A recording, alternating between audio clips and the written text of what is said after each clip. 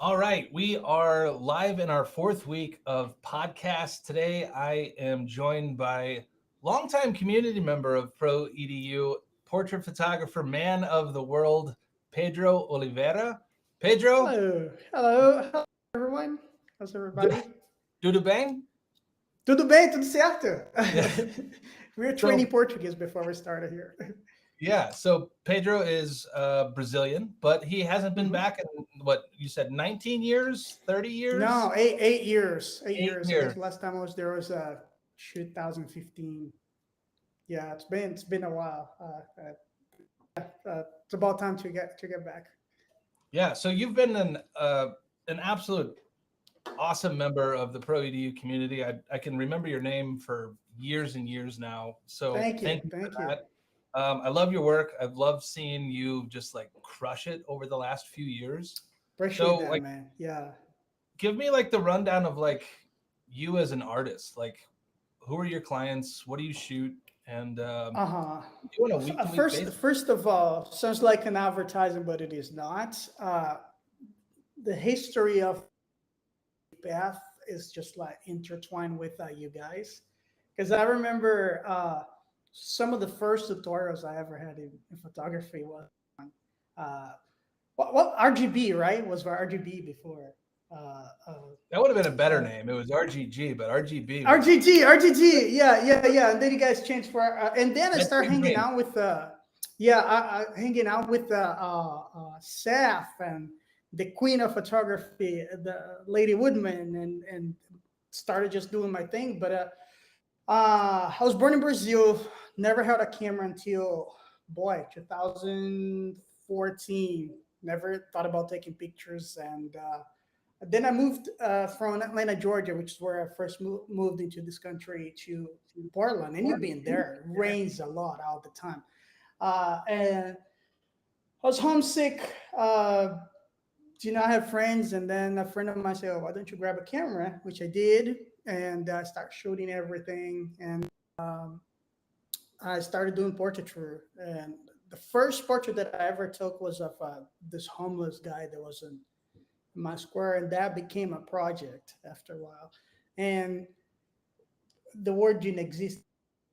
The project went viral, and local newspaper picked up the series of portraits, and from there I got like published locally, and I think a local business asked if I want to do photography for money, and I was going to Portland State University. I was studying journalism.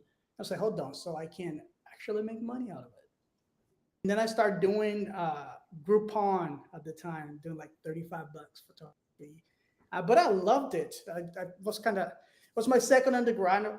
Undergrad, I didn't really know what I wanted to do. I thought journalism was it, and then I found a way to merge everything. Now I can take photos, make money, and still make a career out of it. So I started shooting locally, coffee money when I was going to school, and more local businesses started to look for my work. And in the process of making more and more imagery, I think my craft got better. That's a little presumptuous, but I think that's how it went. And it was a process, really. Still, so today I shoot internationally. I shoot for magazines and brands. So a few recognizable brands that I have shot: National Geographic, Vanity Fair, uh, Forbes, and then those are editorials. And then I Just a shoot couple of the small for ones. Just a couple small ones. No big deal. Vanity Fair. yeah, recognizable ones. They're brands that people never heard about that I shoot to. And then I in advertising I shoot for you know all those same brands. I shoot a lot of automotive. I shoot lifestyle a lot. Just wrapped a campaign with Visit Dallas, which is the Dallas tourism department. I shot with Jeep. I've shot with all those name drops.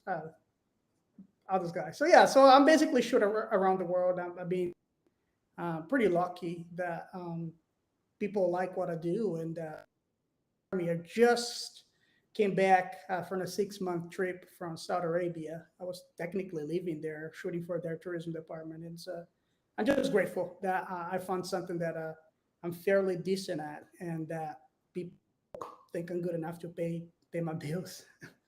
Yeah, I was checking out all your stories and just, the amount of time that you were in Saudi Arabia. Let's talk about that. How did you win that job, and like what was it like day to day working there? So advertising is a weird thing.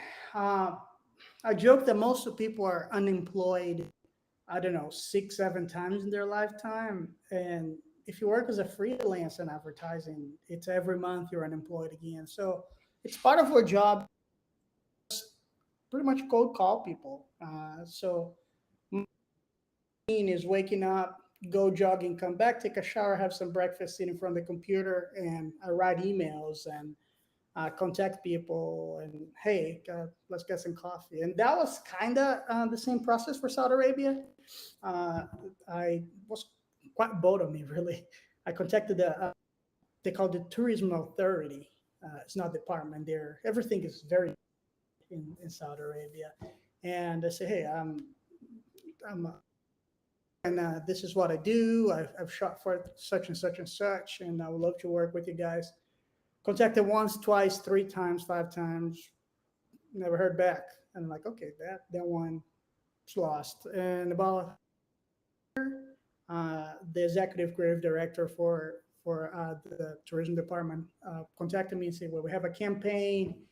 Um, we are just renewing the whole brand, and we want somebody with your style. But there's a caveat here, and it's a 6-month long campaign, and it's gonna run for as long as you're here. And I turned down, said no, I cannot leave the U.S. for 6 months. And and then they came back with the proposal of what if you're here 2 months at a time, and we give you a break, a 10-day break every 2 months, and that one was more doable for me. Of course, when they say how much they want to pay, I like, just tell me when and where. And but it was fascinating. It was fascinating. They just to be exposed to a different culture that I do not know anything about Saudi Arabia. Everything that I knew about the Middle East was either highly cartoonized, which is exaggerated, or was very negative, to be very honest. And I tell you, Saudi people are the kindest people you will know, and they have the quirkiest humor anywhere I've ever been. It's just like they're hilarious people, very very kind. One of the that I made back home, I left everything there, like my clothing, and all I brought home was the gifts that they gave me. Because if you turn down, it's very offensive to them. So everywhere we would go, we would get gifts and food, the banquets. So sometimes you're shooting 3 times a day. We had to have like huge meals, three, because everything there is so great, and is that their way to display affection and kindness. And it changed my perspective, definitely perspective on what I thought I knew, while living, and what I experienced there. And of course, there's the project itself. I did some things that I, growing up dirt poor in Brazil, I never thought I would be able to say. I would say some stuff like, yeah, this week we've one engine plane through the Sahara Desert, the sunset. And like, imposter syndrome was like, I can't believe that I'm actually living this. And it was fantastic. It was out of this world, really. It sounds amazing. So, what were your deliverables? Were you shooting like every day and handing over files, or like what did you have to Yeah, produce? massive. We are shooting every day. Uh, for advertising, we go with 10 to 12 hours. That's the standard for advertising. And we're shooting, man, I would say, yeah, we're shooting 3 different locations a day. I guess we shot for 125 locations. So the deliverables were massive. They they have their own retouching department.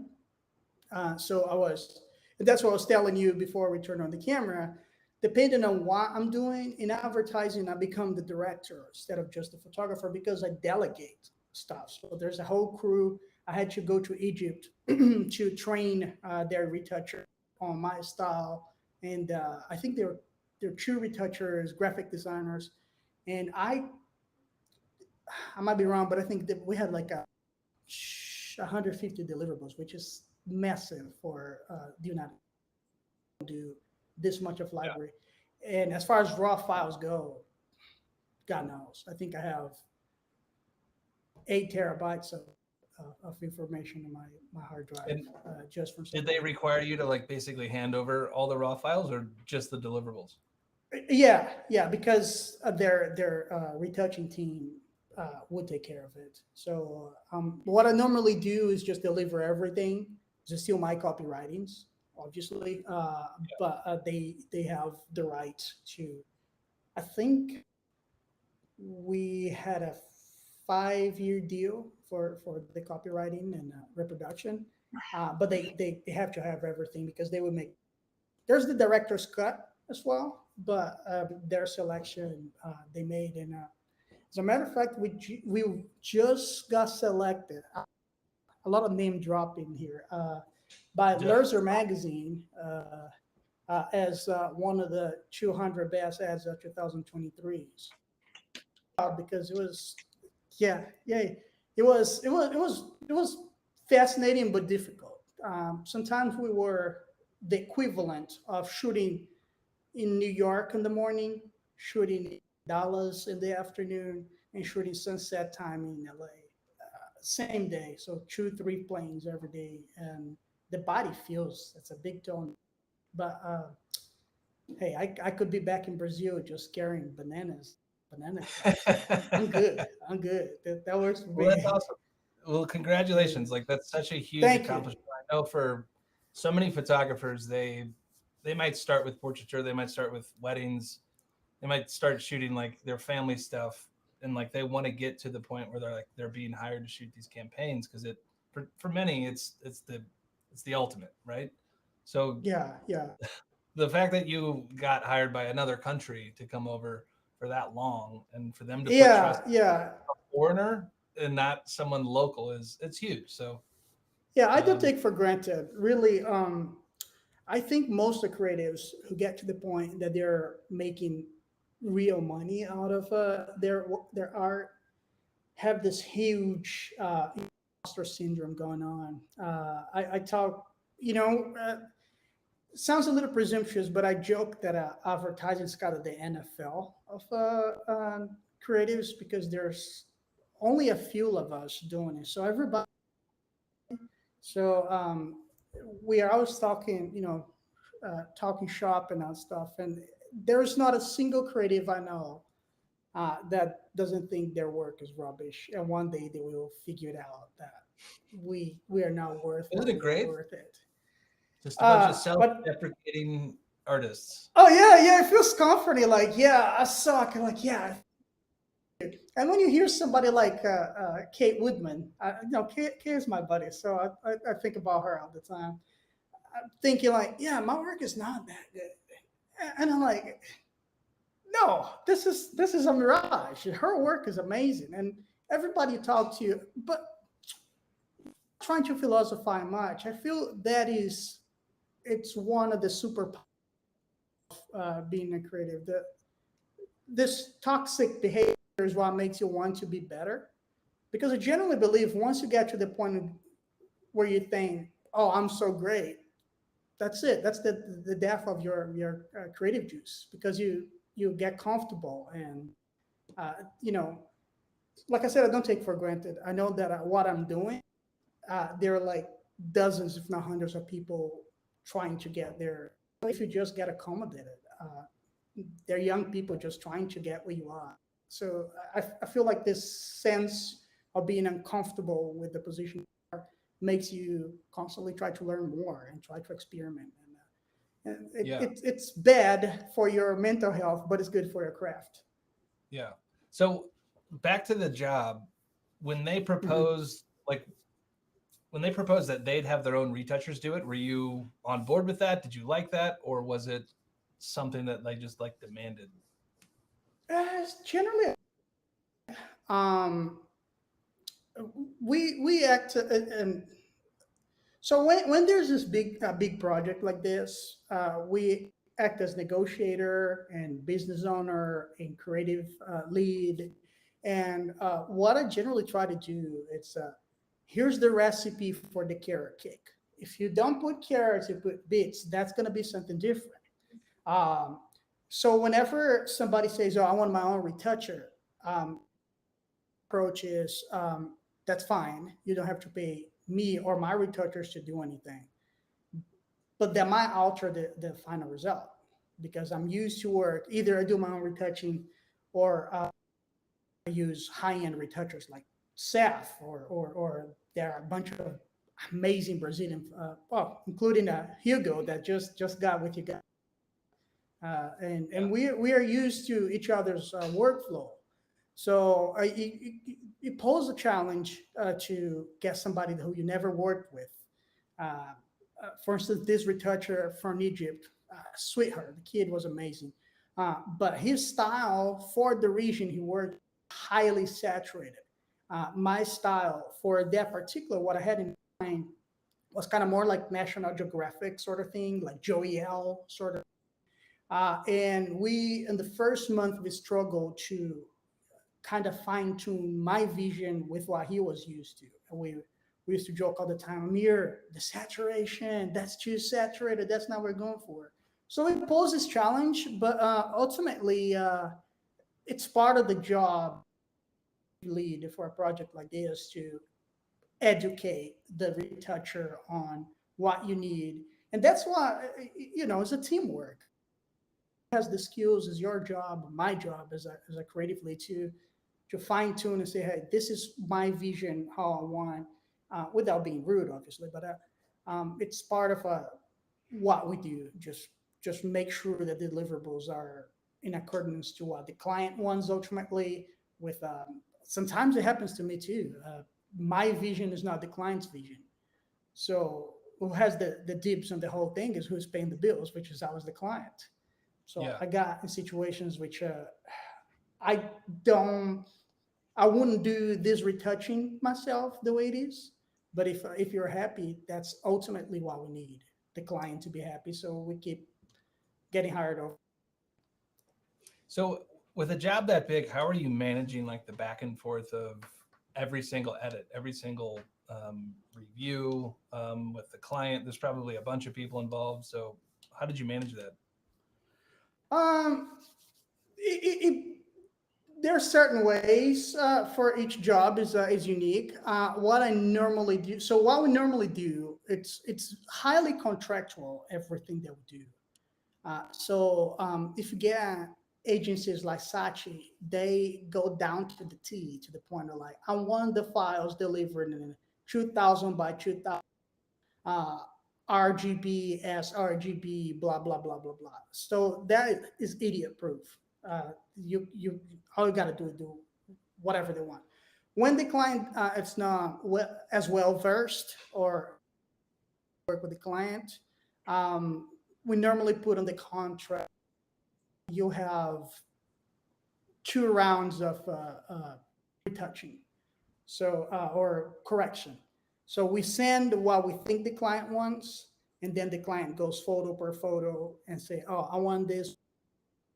I wanted this a little warmer or cooler or more treatment," and they do it up to two times. And if there's any further revision, now it's up to us to negotiate. Generally, the retouchers charge an extra fee to do a third. And that's a way to control because people are never satisfied. So if when my green days, I would have clients asking for 4 or 5 rounds of revision, and that's time. That's time that takes away from me from getting another job. It's time that takes away from to get another job done. So it's generally contractual, and I think the standard has been 2 rounds of revision. If you want some more, it's pay to play, baby. So let's talk about pricing, because at the level that you're at, it can change quite a bit, and licensing comes into play. So how much of your Uh, work are you licensing, and are you dealing on a worldwide, North America, South America? Like, how are you kind of managing and navigating this world of pricing? well, I'm lucky to have a God sent agent called George Watson. He does the numbers. I very often he's asking me about, oh, how much you wanna? I don't know, George. You do you. So it's a teamwork. Um, agents agents agents normally take between 25 and 30% of whichever job we get. It's a high number. What they do, I would never want to do, which is basically juggle with pricing, how much you're getting, how much you're paying, and fees. So I only know to a certain extent because that's my function. I'm the creative side of this equation. So I'm focusing on uh, talking to DP if we're talking about videos, talking to my first assistant if we're talking about photography and you know location scout. So I'm really managing the creative side of it. There is a whole lot. It's I know that they have an equation, but for me, from the creative side, it's quite confusing, really. So it depends on the region. Depends, obviously, the usage. Gonna buy out for perpetuity. That's more expensive than 2 years usage or something like that. Editorials, for instance, editorials don't pay enough to buy lattes, but they give you a lot of exposure, real exposure, not that one that like, hey, for me, doing editorials, even though the max that I ever got paid for an editorial was $2,000. That was it, and it was one of those big names. Um, in advertising, changed everything. The equation there is, the client depends on where it goes. Is it North America? Is it like right now we are bidding on a project? There's an NDA, so I'm not going to tell you who it is. Uh, if you don't know what NDA is, not you, whoever's listening, is a non-disclosing agreement. So we sign a paper saying that we cannot talk about the client, mention, and there's a penalty if we ever do. So this production, this particular production, it's getting to the bid is about $600,000. Not for me, but for the whole production. In parallel, we are bidding in another project that is $50,000 production. So the discrepancy depends on so many factors. And sounds like that I'm trying to be the gatekeeper, but I promise you, it's just very confusing for me to understand. But ultimately, what comes down to is usage. If it's perpetuity, if it's 1, 2, 3 years, and where it's running the ads. Is it point of sales, which we call POS.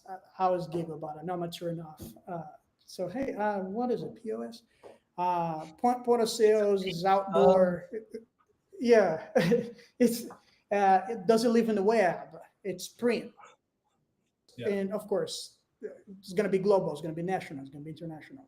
So mostly that, and of course, the brand. The brand has a specific budget, which 99% of the time they don't tell us because we are triple bidding in most of the things. Um, Sometimes if this is all I have $50,000. Can we do it? Accommodate whatever they need, cut here, bend there, and most of the time we can. Or we just triple bid and we put what it needs. It adds up pretty quickly, by the way. When I tell these numbers, especially having my family in Brazil, they generally think I'm multi-millionaire, and they're like, I only get one Yeah. small part of all of this because camera gear is expensive, especially if you're talking about motion. Uh, like we are about to shoot with Alexa 35. That thing is like $100,000. So to rent is $3,000 a day. And then there's grip, there's catering, there's production assistant, assistant director, there's myself, my agent. So it adds up pretty quickly. So people see those numbers, oh my God, that's a lot of money. But there's a lot of people in the productions too, and the back and forth, hotel rooms and that stuff. So it can add up pretty quickly.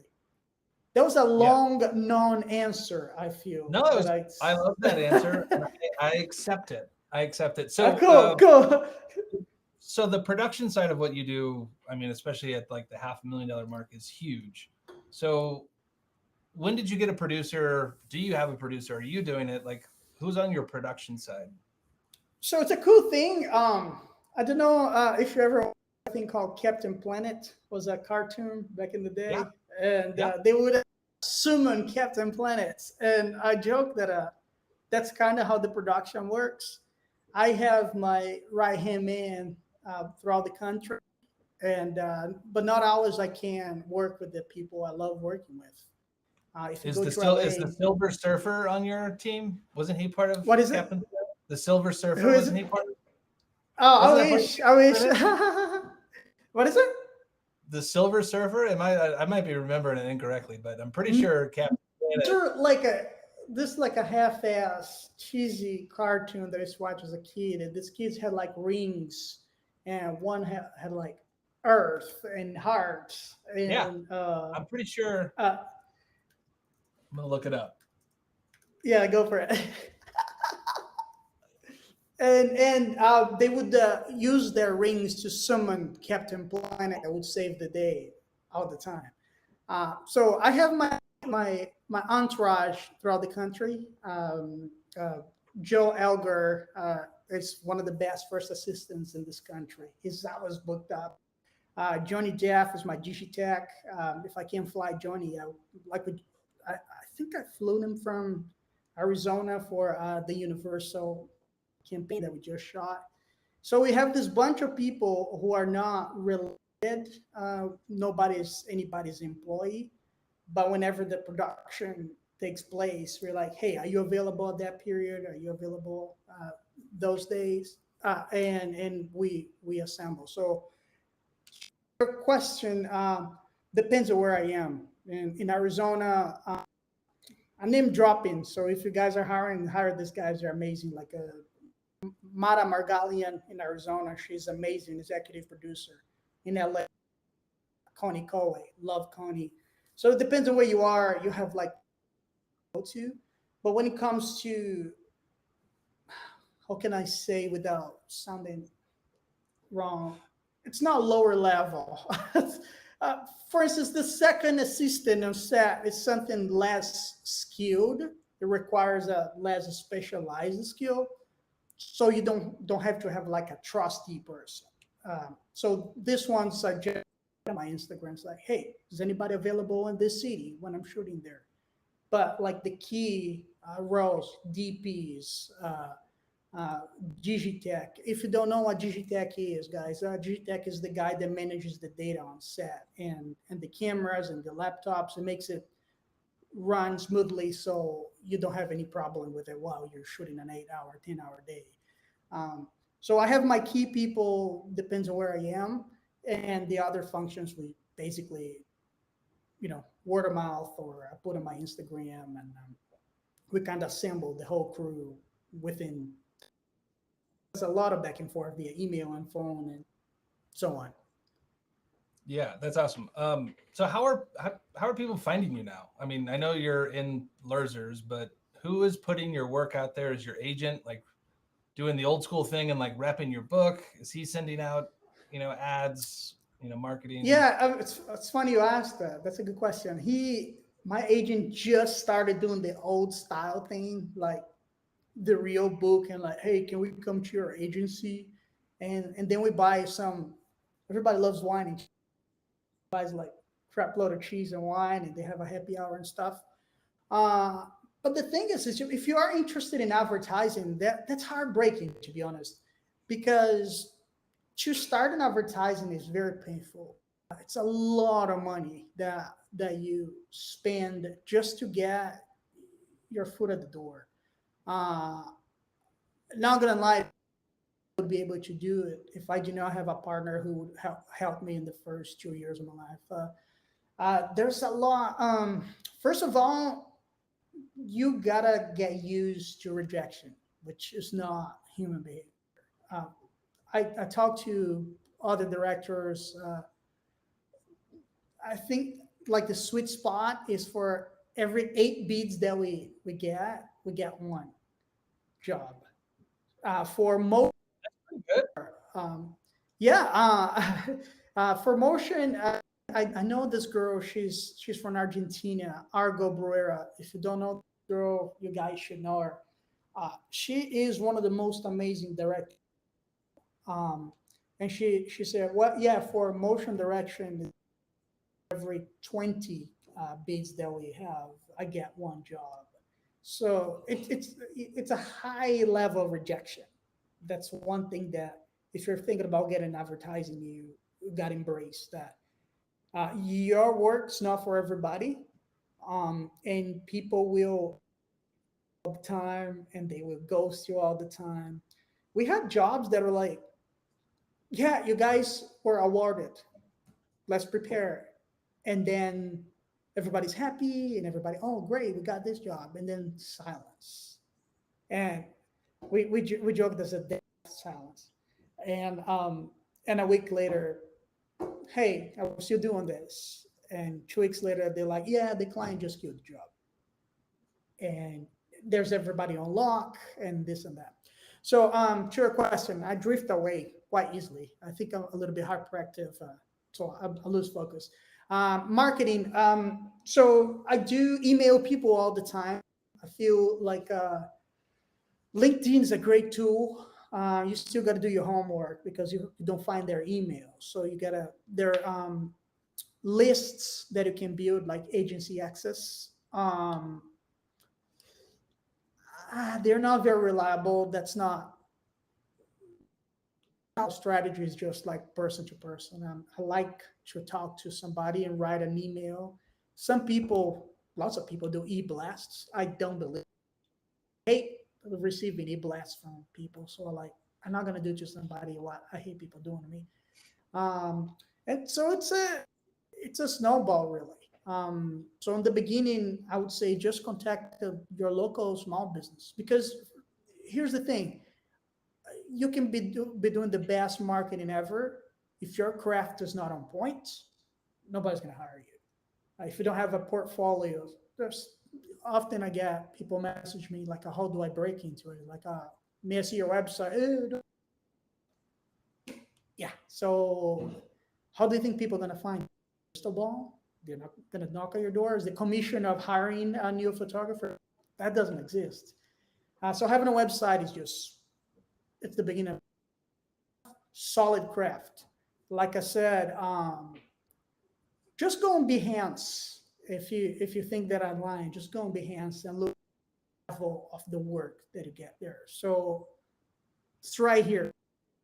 Good. If you want to eat a humble pie, just look around. This guy is creating. Everybody's so really good, and so you have to master a craft. And for that, you have Pro Edu. There you go. That was a plug. Good plug. I appreciate that. And email people. Accept the fact that your work's not for everybody. Doesn't mean it's just not for that person. And once you noticed, you know, publication magazines. I won awards, so it puts a spotlight on my name as well. Um, I don't. Everybody has this idea. I like to debunk right away. I don't think. Sounds like cliche. You hear that all the time, but not everybody needs an agent. Uh,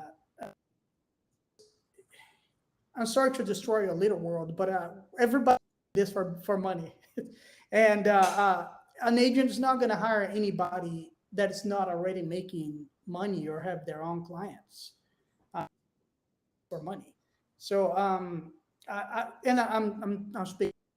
in first person, my own experience. I wanted to have an agent, and nobody would even talk to me because who have you shot for? Shooting for? And this guy's got to pay their bills, and they got to feed their families, and they're not very unlikely going to hire someone who doesn't know how the business works. So I think agents are those guardian angels that make sure that they are doing the dirty work, like I was telling earlier, and managers and talking to producers and talking about, you know, estimates while you're focusing on the creative side. So, in a nutshell, I think exposure, that exposure, talk to local businesses, have business cards, they're still important. Shake some hands. Awards are great. Email people with dignity. Don't them. I've seen people who would send email blasts every week. Creative directors hate that. They just absolutely hate it. Um, and eventually, if you get lucky enough and work hard enough, and you don't get after you get your heart broken 300 times, people will start knowing. I feel like just now I'm starting to get noticed by all the effort that I've been putting in this work for the past 7, 8 years. There was John Kitley, he's a photographer out of Seattle. Watched a workshop from him when I was just super beginner, and he said it takes between 5 to 7 years for people to start noticing your work. And I'm like super fresh off the boat, like, no, I'm gonna make it. And just now, 8 years after I started doing photography, is that, oh yeah, yeah, I remember you somewhere, but it takes time. It, there is a study that says that people have to see your 20, 26 times. Don't quote me on that before they start recognizing.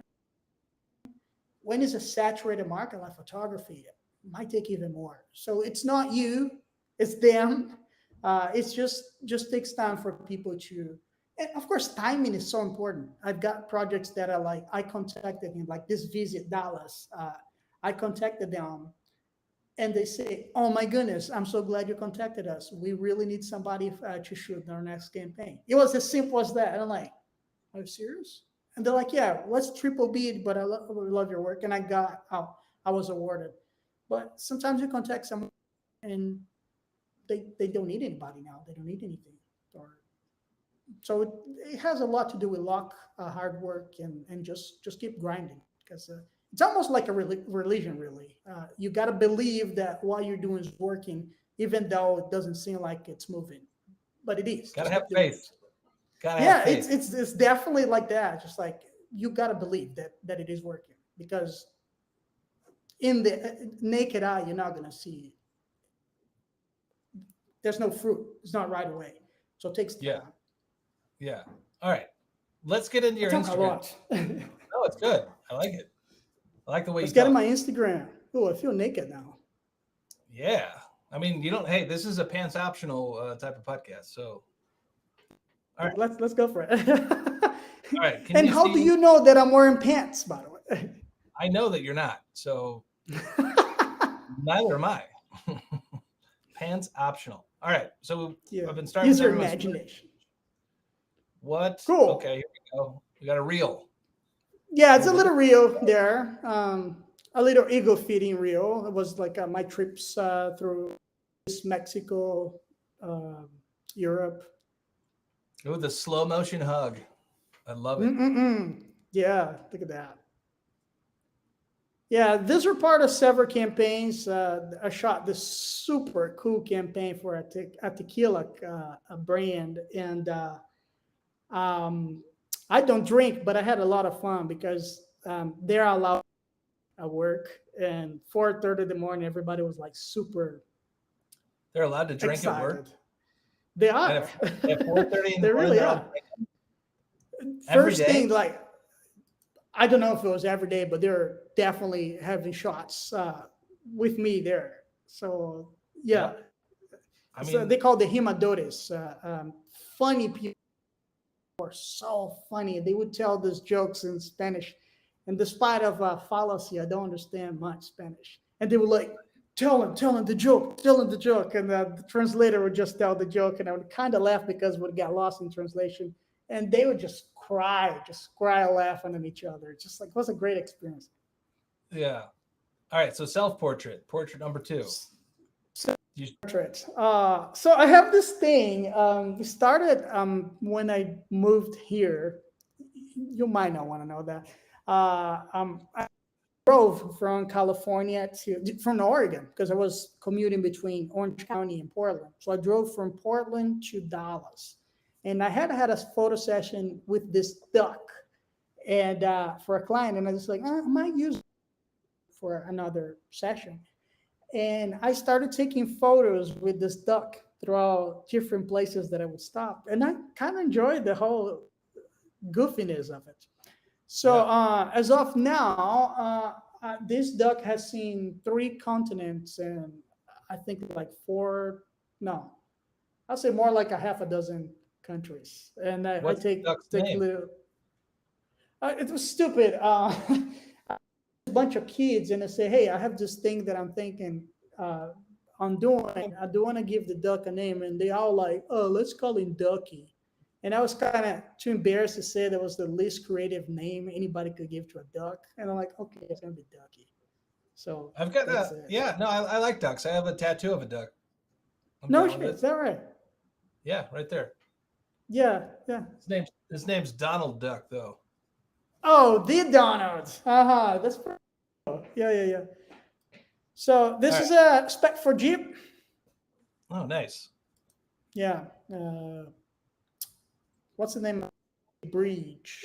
Yeah, this was a cool one. I love cars, and actually, we were kind of exchanging some info because I was in that group of was it Corvettes that I got in the group, and you're like, hey, you like Corvettes too? Do you remember that? I'm pretty sure it was Mustangs. Mustangs, and and I was looking for a photo shoot, and you're just telling me like, yeah, I love those, and I'm crazy about cars, and but I hate photographing them just like as machines. I'm not a product photographer, so I just incorporate lifestyle and storytelling into them, and seems like Yeah, people like it. So yeah. I love. yeah, Yeah, this is that epic bridge at Big Sur, yeah, isn't it? yeah, from Big Little Lies. Yeah, that's called Bixby Bridges in Monterey. I love Yeah, Monterey. It's low key city, expensive as comes, but it's a cool thing.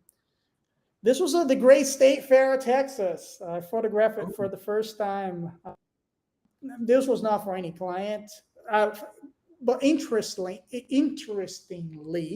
um, it's cool, but it's not like let's go 5 days of the week. Cool, but we shot at the fair one day, and then my partner wanted to go again and again.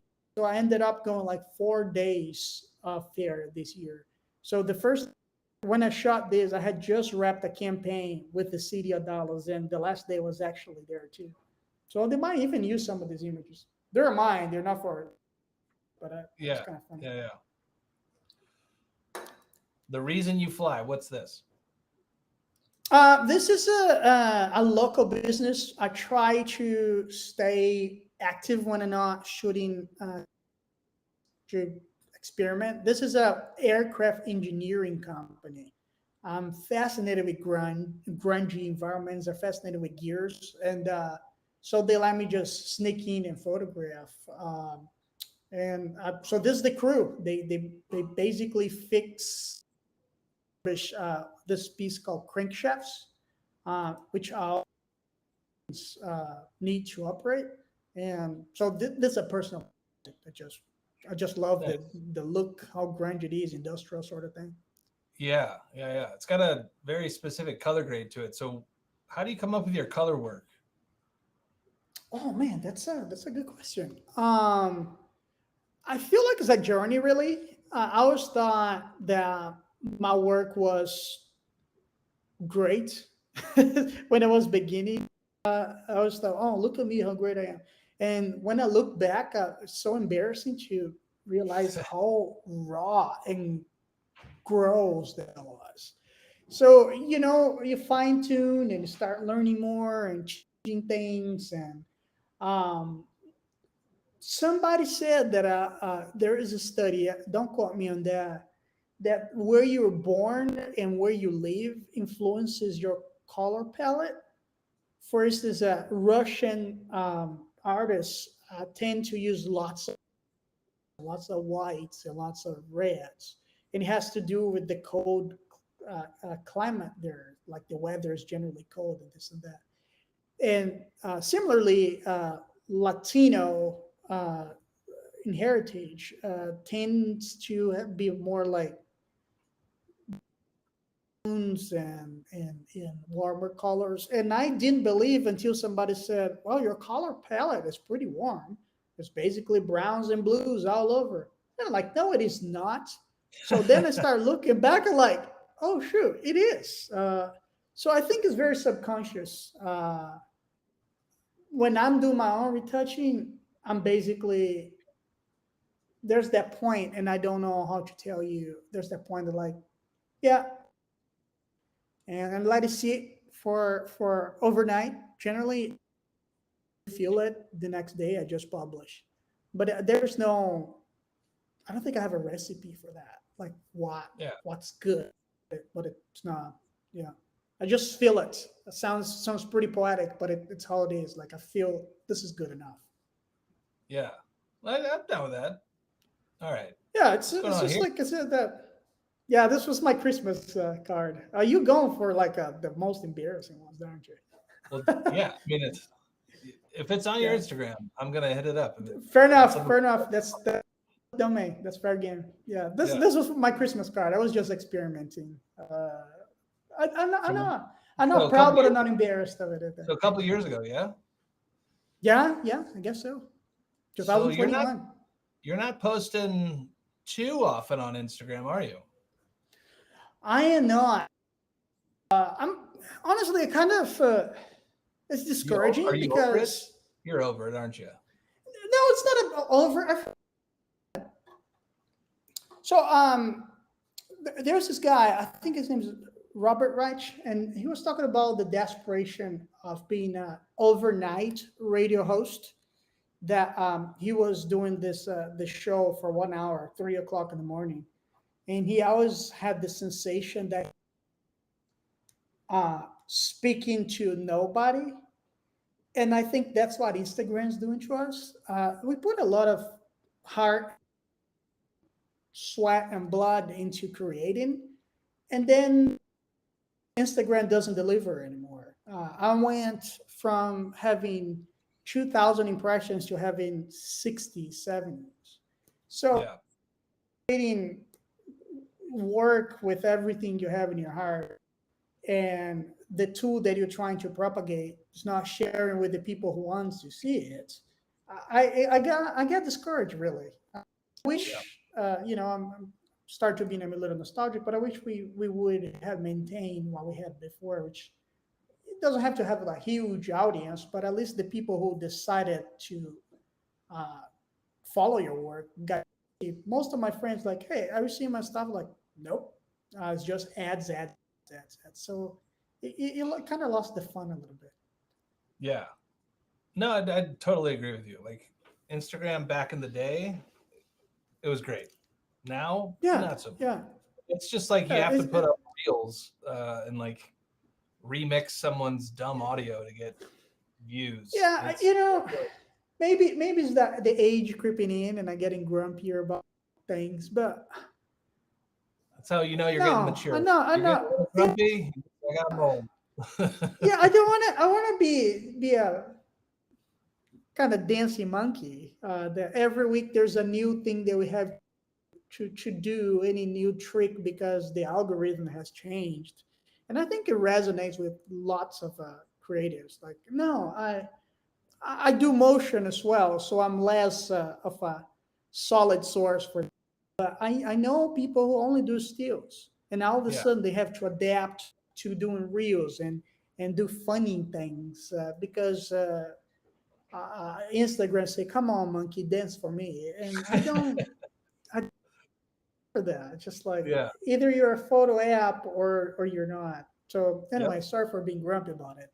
No, It's touchy. I love a good grumpy artist. It's kind of like it's my favorite artist is a Oh, grumpy cool. artist. All Yeah, right, there's so some subjects that gets me. lifestyle is such a broad term for photography, but it's all Mhm. often commercial or associated with commercial. I associate it with people laughing. So it's like if I hear lifestyle, people, It doesn't have to be. No. you pretty much like everyone's having a fucking great time. Yeah, And yeah, yeah, they yeah. often associate that with like, oh, these people are happy. That's Coca-Cola. So like when you get a lifestyle campaign, like explain your process of coming up with like, all right, what's the objective? What are we trying to do? How do we do it? So, one thing that I generally tell regular citizens, and nobody gets it, but when I tell another creative, they do, is just I do photography, so I can do photography. And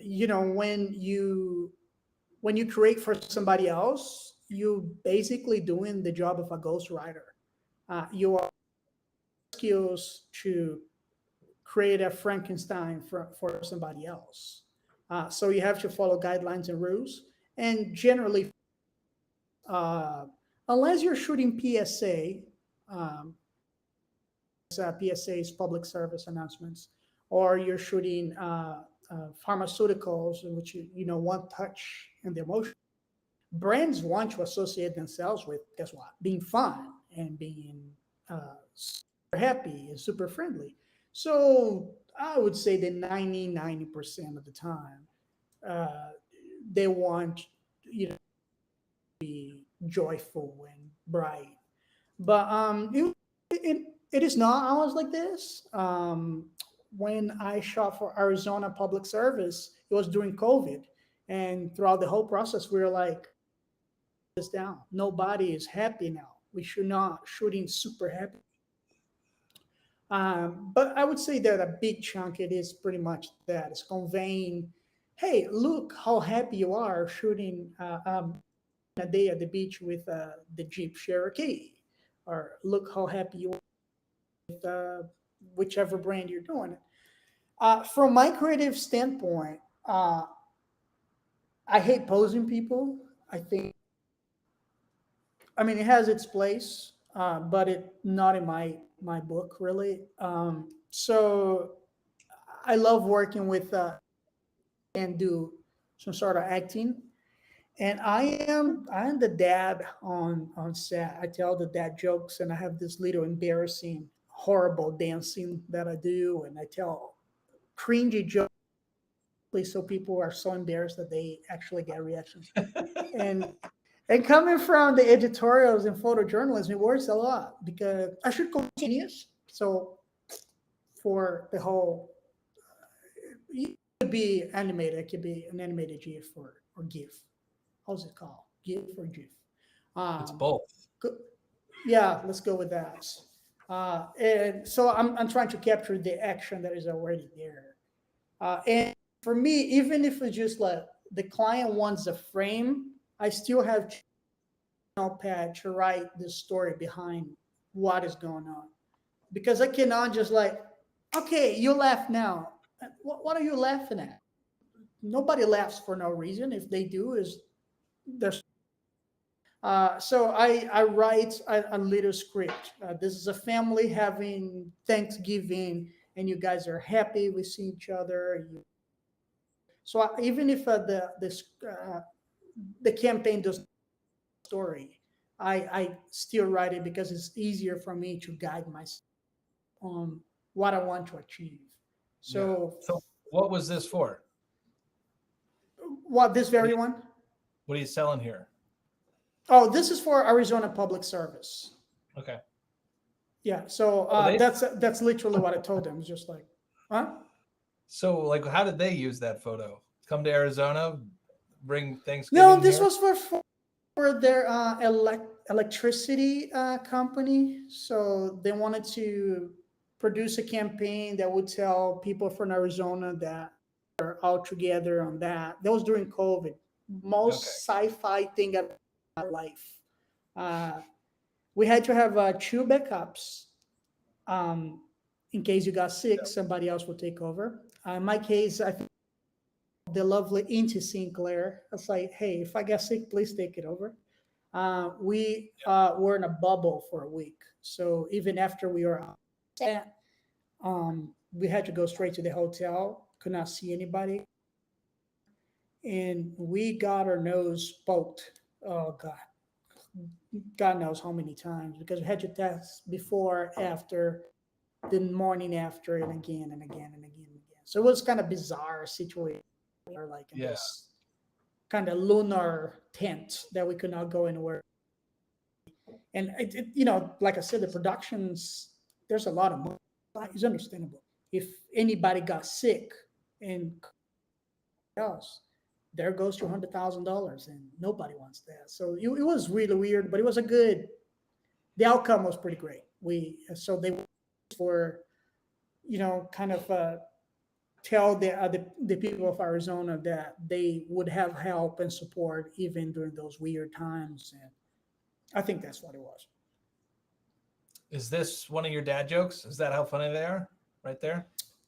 Oh, she's a good actress too. There, but I was telling dad jokes. Yeah. Was this for Starbucks? Who's this for? No, this was a spec ad. It was just Okay. No. Nice. Same people. Yeah. And that's another thing, guys. Projects are very important. I just read about this, and I think it's so true. When you're showing your portfolio, don't things that are shot for someone. Should show things that you want to shoot for someone. So that's where passion projects take place. I do passion projects all the time. It's your own time and dime, obviously, but it shows the client that you know what they want and you want to shoot. You have what they wanted to shoot.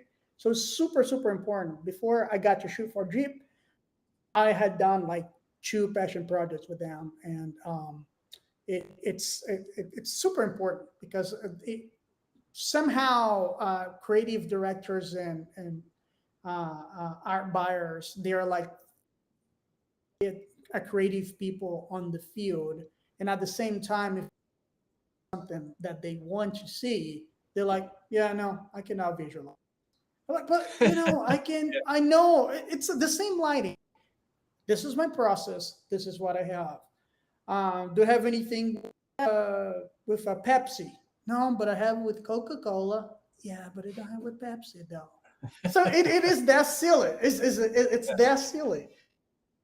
Do passion projects. I love passion projects because one, you don't have the pressure of being screwing up with somebody else's money. Because it's always like that. Just like I cannot believe that people are hiring me and putting the risk of if something goes wrong, and you don't have that in passion projects. If it doesn't work, like it was not that great. Moving on. So do the training so you can do the game. Yeah. So are you teaching workshops? Do you do like one-on-ones with people? I thought that's what this whole podcast was about. Trying to answer. No, just kidding. No, not really. I used to do one-on-one with photographers that wanted to hear my gibberish, but thankfully it's been quite busy, so I don't have much available to do it, which I love. I love talking. I generally believe that we should not have gatekeepers in this industry. That's a huge, huge stone because people are, oh no, I'm not going to share my secrets or blah, blah, blah. And I genuinely believe from the bottom of my heart that if everybody understands how pricing goes, for instance, if nobody's charging 30, the whole industry elevates. So, and again, it comes down to, I have great friends. Sometimes we get ourselves in this weird situation. Like I just bid on a project for Toyota and I lost the project. And we're like, who got the project? Oh, it was the Green Group. So I called the rapper saying, "Man, you guys got my Thanksgiving turkey," and we all friends. Brian Cranston's job to get hired. It's your job to be ready when it's so.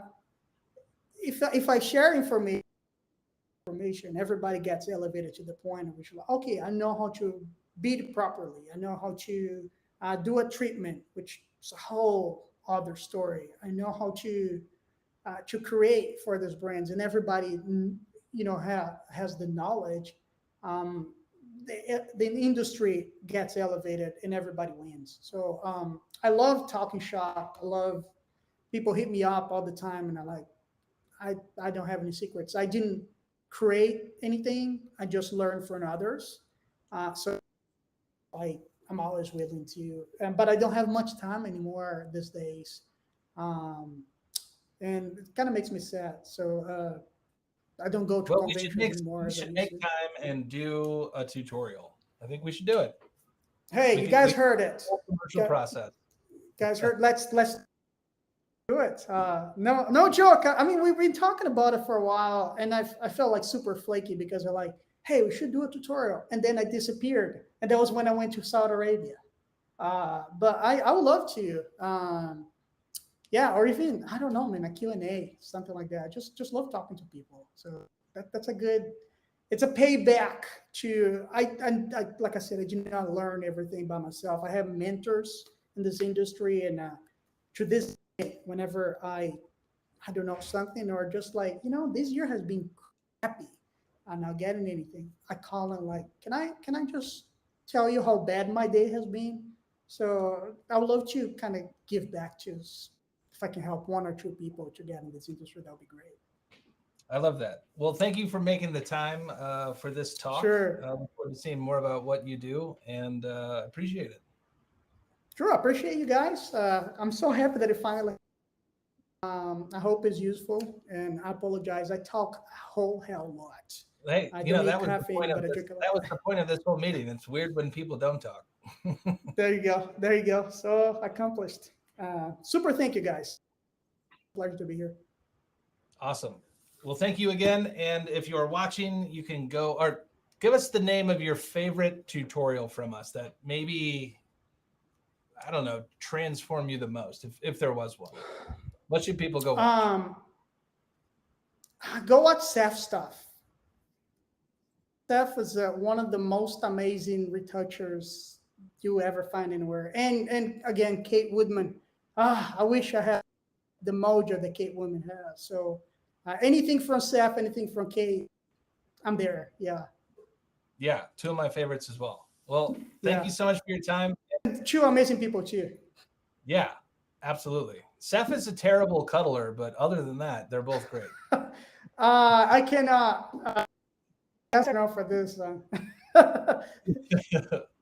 Awesome. Well, thank you again, and we look forward to